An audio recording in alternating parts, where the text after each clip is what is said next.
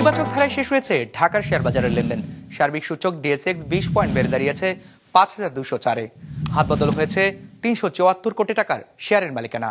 লেনদেনে অংশ নেওয়া প্রতিষ্ঠানগুলোর মধ্যে দর বেড়েছে 225টির, কমেছে 100টির, আর অপরিবর্তিত রয়েছে 74টির দর। এবার বাজার নিয়ে বিশ্লেষণ শুনবো ব্র্যাক এপিএল স্টক ব্রোকারেজের। আজকে ডিএসইএক্স ইন্ডেক্স ক্লোজ হয়েছে 5204.78 পয়েন্টে, যা গত বৃহস্পতিবারের তুলনায় 20.33 পয়েন্ট বেশি। আজ টার্নওভারের দিক থেকে মার্কেট ঊর্ধ্বমুখী প্রবণতা প্রদর্শন করে, যা গত বৃহস্পতিবারের তুলনায় 32.7% বেশি।